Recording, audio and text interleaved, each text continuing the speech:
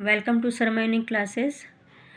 बच्चों को 7th class में इस चैप्टर में बहुत दिक्कत आती है कि सिंपल इक्वेशन, ये सिंपल इक्वेशन का चैप्टर है, लीनियर इक्वेशन भी कह सकते हो इसको। इसमें क्या होता है कि बस वैल्यू पुट करनी होती है। इसमें वेरिएबल और कांस्टेंट दोनों यूज होते हैं, इसलिए ये इक्वेशन कहलाती है। तो वेरिएबल किसको कहते हैं? जैसे एक्स, वाई, टी, अल्फ़ाबेट के जो होते हैं। और कांस्टेंट तो आपको जानते हैं, 2, 3, 4, 5 जो भी है, जो नंबर है अपने पास में, वो कांस्टेंट कहलाते हैं। तो इसे मिलाकर जो बनती है ना, वो इक्वेशन कहलाती है। ठीक है, तो ये अपने पास में पहला क्वेश्चन है। ये आपको लाइन वाइज मैं सोल्व करके दूंगी, और आपको कोई दिक्कत हो तो फिर भी आप कमेंट्स बॉक्स में लिख कर बोलिएगा। ठीक है, पहला क्वेश्चन करेंगे। आप बुक सामने रख लीजिएगा, मैं आपको कॉपी में सोल्व करके बताती हूँ। और यहाँ पे इसका देना है यस और नो का जवाब देना है। पूरी टेबल बता देती हूँ आपको। धीरे धीरे आपको एक एक बेसिक कॉन्सेप्ट बिल्कुल क्लियर करती जाऊँगी। ठीक, अब आप देखिए, ये पहला क्वेश्चन है। x + 3 = 0 और क्या रखवा रहा है, वैल्यू क्या रखवा रहा है, x = 3। ठीक है, और आगे बॉक्स में पूछा यस और नो में जवाब दो कि यस और नो। देखो, आपको x की जगह पर 3 लिखना है। ये x है, ये वेरिएबल है, ये कांस्टेंट है। तो x की पोजीशन पे 3 रखना है, तो 3 रख दो इसकी जगह पे। प्लस है तो प्लस रख दो, और ये 3 रख दिया, = 0। अब 3 और 3 ऐड हो गए ना, तो ये कितने हो गए, 6 = 0। क्या ये दोनों इक्वल है? नहीं है ना, तो आप बॉक्स में क्या आएगा, नो। ठीक है, अगला क्वेश्चन, जैसे सेकंड क्वेश्चन है, x + 3 = 0। फिर क्या रखवा रहा है, x = 0 रखवा रहा है। क्या रखवा रहा है, 0। तो x की जगह पे 0 रख दो, 0 + 3 = 0। अब बताओ, 0 में 3 जोड़ोगे तो 3 आएंगे, 0 नहीं आएंगे, मल्टीप्लाई नहीं है। 0 से जब किसी चीज़ को मल्टीप्लाई करते हैं तो 0 आता है, लेकिन 0 में कोई चीज़ ऐड करते हैं तो वो संख्या ही आती है, वो डिजिट ही आता है। ठीक है, तो ये आपके पास में आ गया, और ये 0। क्या ये बराबर है? नहीं है, तो नो हो गया। ठीक है, और बताओ, थर्ड क्वेश्चन देख लो आप। थर्ड देखो, x + 3 = 0, x = -3। -3 को देखो आप, -3 x की जगह पे -3 रखेंगे। आपको ये निशान नहीं लगानी, ये तो मैं आपको समझाने के लिए लगा रही हूँ। ठीक है, आपको x की जगह -3 रख दिया, -3 रखा, इसकी जगह प्लस लगाओ ये वाला, और ये 3 लगा दिया, = 0। अब देखो, ये माइनस का और ये प्लस का कट गए ना, कट गए। 3 में से 3 सब्ट्रैक्ट हो गए, कितने आ गए, 0 = 0। ये हो गए, इक्वल हो गए ना, तो इसका आंसर हो गया यस। ठीक है, क्वेश्चन नंबर 4 देखो। Fourth, x - 7 = 1, x - 7 = 1। देखो, x की जगह पे क्या रखना है, 7 रखना है। x = 7 रखना है, 7 रखो आप। 7 - 7 = 1, ये 7 रख दिया। अब आप 7 में 7 का सब्ट्रैक्ट करो, 0 आएगा, इधर 1। बताओ ये इक्वल है क्या, नो। तो ये फिर से नो हो गया। ठीक है, ऐसे क्वेश्चन नंबर आप कौन सा देखोगे, 5th देख लो। 5th आप कर लेना, अब एक तो आप भी करोगे ना। अब मैं आपको 6 समझाती हूँ। 6 क्वेश्चन, 6 क्वेश्चन है अपने पास टेबल का।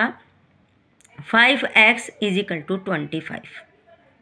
देखो, आपको x की जगह पे क्या रखना है। अब आपके पास में 5th क्वेश्चन में ये आपके पास में रखना है, ये सॉरी 6 क्वेश्चन है। 5x + 25 x = 0 रखना है आपको। तो x की जगह पे 0 रखना है। 5 x की जगह पे 0 रखो, ये 0 ब्रैकेट लगा के रखना, क्योंकि ये दोनों मल्टीप्लाई में, इनके बीच में कोई साइन नहीं है ना, तो ये मल्टीप्लाई कहलाते हैं। ठीक, तो ये 0 रख दिया, = 0। अब अपन को इस क्वेश्चन में मल्टीप्लाई करना है। मल्टीप्लाई करो, 5 को 0 से मल्टीप्लाई करोगे, 0 आएगा, = 25। क्या इक्वल है, नो आंसर। ठीक है, क्वेश्चन नंबर 7 देख लो। 7 में क्या है, 5x = 25, और x की जगह पे क्या रखवा रहा है, 5 रखवा रहा है। तो रखो ना इसमें 5, ये x की जगह 5 = 25। अब देखो, 5 5 जा 25 = 25। यस और नो इक्वल हो गए ना, तो यस, ये इसका इक्वेशन हो गई। ठीक है, अब आपके पास में और आपको दिक्कत आ रही है क्या कुछ? चलो 8th भी बता ही देती हूँ आपको। 8th हो गया, देखो 5x = 25। एक्स पे क्या रखना है आपके पास में, -5 रखना है। -5 रखो, 5, ये -5 रखा, और ये अपने पास में 25। अब बताओ, 5 5 जा 25। अब तुम ये मत सोचना इनके बीच में साइन है, साइन नहीं है, ये इसका साइन है अंदर वाले का।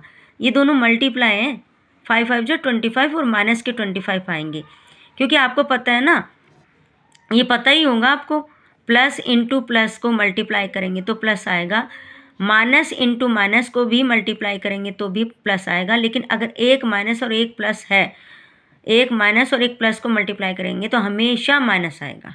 याद रखना, किसी भी बुक में चले जाना, किसी भी क्लास में चले जाना, ये आपको पता होना चाहिए मल्टीप्लाई में।